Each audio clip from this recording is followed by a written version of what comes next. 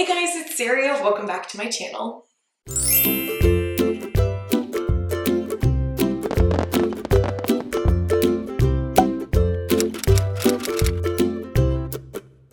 So today's video is actually a collaboration with my best friend Erika over at her channel DreamItDeOcampo. So we decided to do a little Valentine's Day DIY. Be sure to go check out Erika's video as well. I mean, you always need more inspiration for DIYs, right? Gosh, I hope so. Success of my channel depends on it. And without any more chit chat, let's jump into the tutorial. So starting off, I'm going to do something that's kind of trendy right now, and I have this Mickey and a matching mini mug that I got from Walmart last year during Valentine's Day for just a few dollars. I'm going to be tracing the opening of the mug as best I can on this cardboard, just using a normal pen, and then I'm going to use an X-Acto knife to cut out that circle afterward. And then to make the one for the second mug, I just traced the first circle that I cut out because I found that easier than tracing this oddly shaped mug. So you should have two little cardboard circles that I'm going to go ahead and place on some parchment paper and set aside, and then we are going to now make the fake frosting. So I've done something similar to this on my channel before, but I have really improved in my method, and I'm going to be using this Fast and Final lightweight spackle. I did get this from a hardware store. Dollar Tree does sell their own lightweight spackle. The most important thing is just that it's lightweight and fluffy. That's what's going to really give it that appearance of frosting. Mine is like the perfect consistency, so even if it is like a couple dollars more, I really do think it's worth it.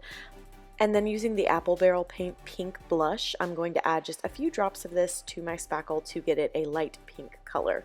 The more paint you add, obviously the deeper tone you'll get, but just a fair warning, because acrylic paint is so watery, it can water down your spackle. So if that does happen, I would suggest either adding more spackle back in or letting it air dry for a little bit so that it can kind of harden back up before you move on to the next step, which is grabbing a pastry bag or a large gallon bag and some sort of a frosting tip.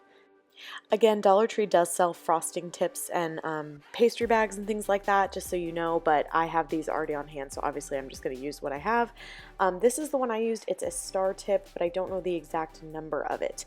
And then I'm using the 16-inch Wilton frosting bags. They're the ones that I like because they're extra large, and I'm just cutting off the end and then putting my frosting tip at the bottom. Now, normally I put these bags inside of a cup, but the only little cup I had on hand was too small, so I'm just going to hold it in my hand and just try to carefully put all of this fake frosting into this frosting bag. And then once I have that part all done, I'm just going to kind of squish it down a little bit and then twist the end of my bag. And I'm going to use kind of like my two fingers to smooth the frosting down into the bottom of the piping bag. Now I'm going to cut away because I wanted to show you guys something. I just kind of filmed everything out of order, but I have this little styrofoam ball on hand that I just went ahead and cut in half. I'm going to be using two of these. The first half is going to go on the top, and this is going to provide kind of a filler so that you don't need so much spackle when you're doing this. If you use only spackle, a lot of the time it can cave in on itself because the inside doesn't have an opportunity to dry. So this is just kind of a tip that I've learned through doing these little decorative things. Another tip that I'm breaking right now is when you're using these little frosting bags, you really want to go from the top. So see how I switched the positioning and now I'm holding the bag pointing straight down? You will get a much better design and you will have much better control of your quote-unquote frosting while you're doing this. So don't try to go from the side like I originally was, because it's much more difficult. And again, this kind of just comes with practice. The more you do it, the better you get, kind of a thing. My first one was not really the way I wanted it, but my second one I was pretty happy with.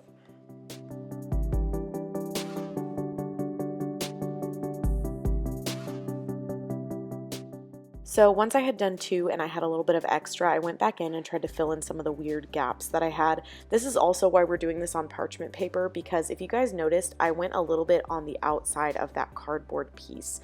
The reason I'm not going directly on top of the cardboard is because you will be able to see it if you don't add a little bit of a lip using the frosting. I hope I'm making sense, but this way when you set it on top of the cup, the cardboard is completely hidden. And then the next step for this is I'm going to be adding actual sprinkles. So I picked up some little heart-shaped sprinkles from Walmart for just a couple dollars. You can make your own sprinkles, but it is kind of an undertaking that I'm not really willing to spend time on when it's like $2 for a little pack of sprinkles. They're not going to like go bad or anything like that, so I think it's fine. Just a fair warning, I've heard from some other crafters that doing this, if you use the spackle as like in white, if you don't dye it another color, the sprinkles can bleed onto the frosting. So sometimes your white frosting will have little splotches of pink and red and stuff like that. I haven't noticed a problem with the pink icing, but I just wanted to throw it out there. And then the last step to this is I'm going to be adding a little straw. So I picked up these straws in the Christmas clearance section of Hobby Lobby, and I got them for like 20 cents or something ridiculously low. And I just cut off a little end of it, and I'm just going to be sticking that into my spackle. I thought it was just kind of a cute little touch to this, even though it's going in a coffee mug, but we won't talk about the logic.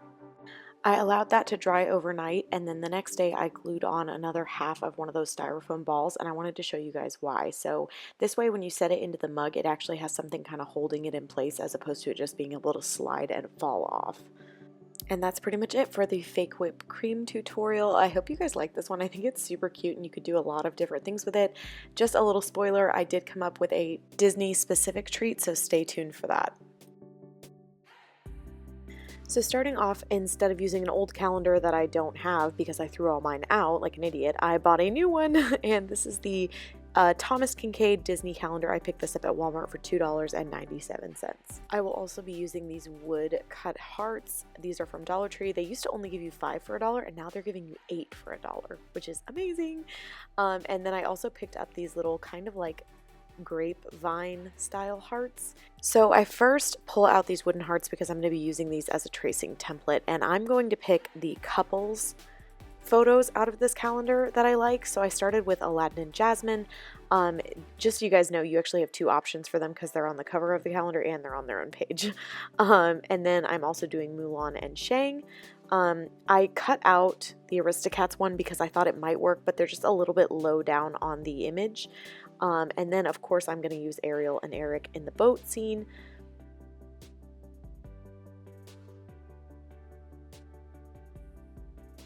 Sorry, I took kind of an awkwardly long pause there. And then they have so many cute ones. They've got one of Roger and Anita from 101 Dalmatians. They have Mickey and Minnie. But I decided to go with more of a princess and prince theme. So I'm going to be using Belle and Beast. And then, of course, I'm going to use Cinderella and Prince Charming. And those are the 5 that I decided to go with. But just so you guys know, in this particular calendar, you do have a couple other options. I just kind of wanted to save those for future crafts. So once I've traced the heart onto all of these, I'm going to just carefully cut out that shape. I just follow along my line.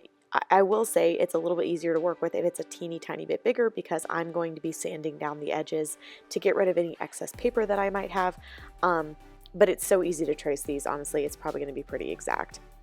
And then using some Dollar Tree Mod Podge along with a Dollar Tree sponge brush, I am just going to put a pretty generous amount of Mod Podge onto my heart. And then I'm going to press down my little cut out from the calendar. You do want to make sure that you take your time and really smooth out any bubbles that you might have. Start from the center and then press your finger flat toward the edge. You don't want to overdo the Mod Podge because you don't want it to kind of ooze out the sides too badly, but you also want to use enough to where you have a pretty good adhesion. And then I'm using this little sanding sponge again from Dollar Tree just to sand down my edges and give me a smooth edge where the paper is not poking out over the side.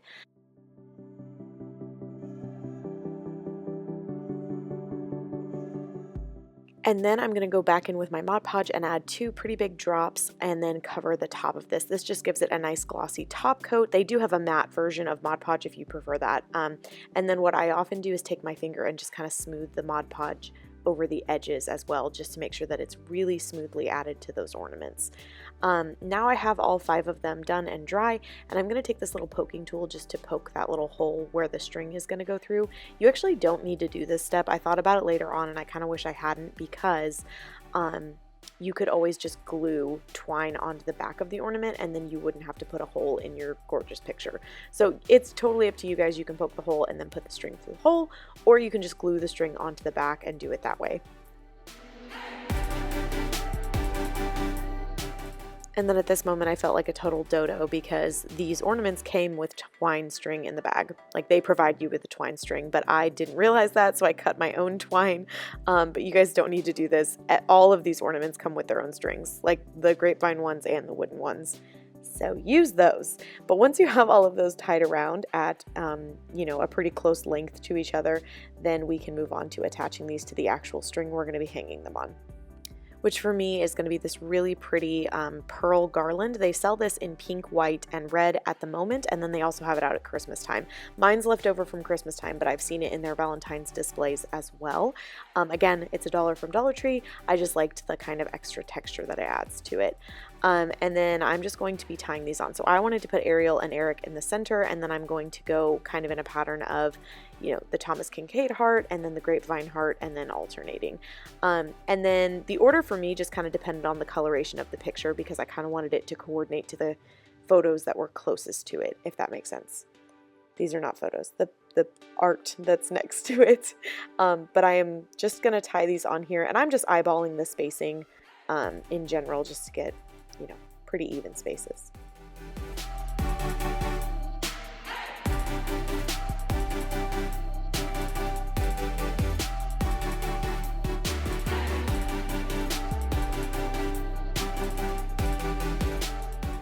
And then I went through and clipped off the excess twine with my scissors, and that is pretty much the final step. That's how my garland turned out. I'm going to give you guys some close-ups. Let me know if you would have done anything differently or used any other kind of Dollar Tree materials to add to this garland.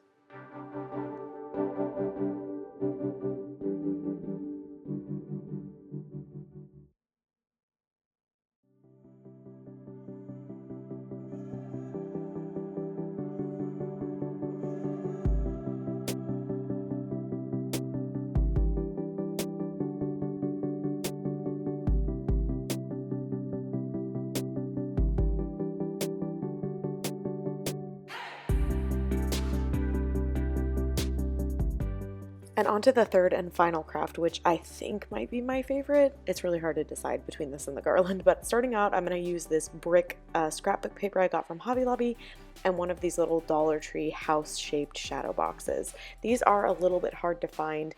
I have seen a lot of people actually buy them in bulk off of the site just because you can do so much with them, and I do have another craft coming out using these if you want to do that. But I'm going to pop the back out of this, and then I'm going to trace it onto that scrapbook paper because that's going to be the backing on this. This is the easiest way that I have found to cover this. I've painted these in the past, and it just takes a lot of coats of paint because the prints on the back are usually very vibrant and colorful. And then I used the sanding sponge just to go over the really rough parts that were left behind, but now I'm going to take this and trace it onto my scrapbook paper, and then I will cut out what I've traced. I am cutting this out using this little paper cutter I got from Walmart. I believe it was only $10, and it was so worth it, guys. It works so well, and it's so much easier than using scissors for some reason, especially keeping an actual straight line. So once I have that all cut out, I'm going to attach it to the back just by using some Mod Podge. I'm not going to do a top coat this time. I just didn't feel like this piece needed it, so I'm just going to add some of the Dollar Tree Mod Podge onto the back, and then I will smooth my scrapbook paper on. I'm not going to use a scraper or anything. I just use my finger and try to make sure working from the center out to get any air bubbles out that might appear. But honestly, I really didn't have any air bubbles, so this is a little trick I learned too. I like to flip it over on my flat desk and just kind of like press it really hard. I think it gives it a nice adhesion. And then I will be attaching this back on after I kind of smooth the edges out a little bit. So I'm just putting some Mod Podge onto the edges of that back piece and then folding my paper over onto the edges because it wasn't like a perfect sizing, if that makes sense. I don't know if I traced it wrong or cut it too long, or I don't know, but I did like folding the edges over because it kind of reassures me that this paper is not going anywhere. And then I will be gluing this back on using a combination of hot glue and E6000 just because I want to make sure that it is permanently on there.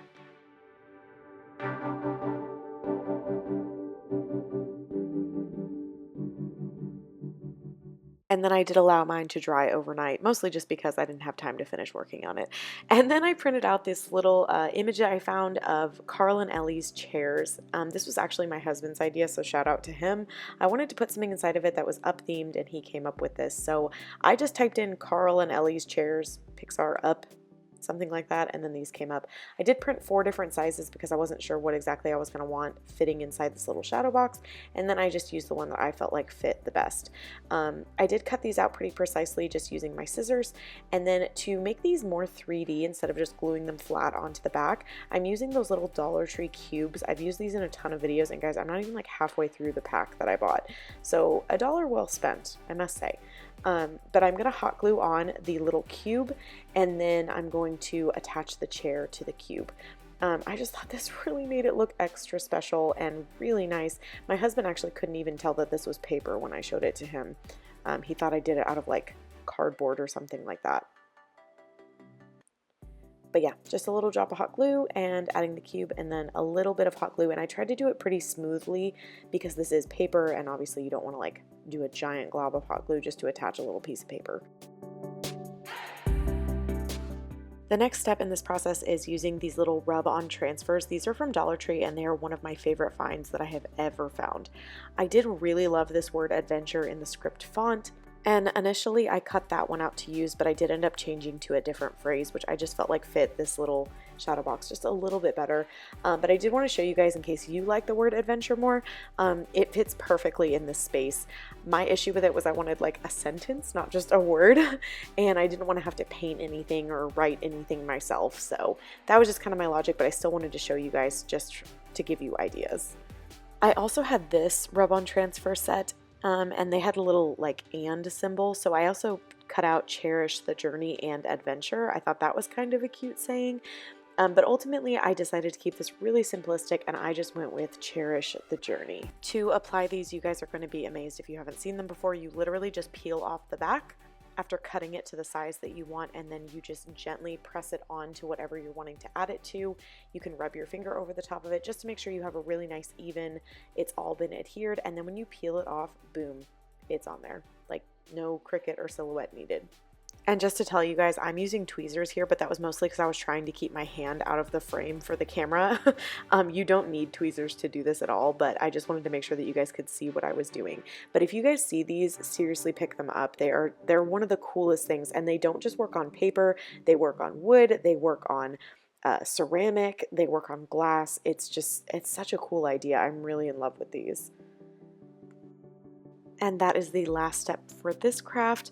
If you guys can see, my eye kind of peeled off a little bit there, so I ended up going back in with what got left on that transfer tape. I just pressed it down really gently, and then when I peeled it off, the eye was complete.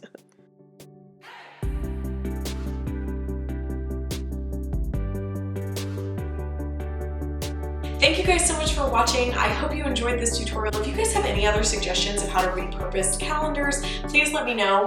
I'm always up for kind of DIY repurposing projects. I love them. So please let me know any ideas that you guys have in the comments below. Maybe you'll see it in a future video. And be sure to go check out Erika's video after this one, and I'll see you guys in my next one. Bye.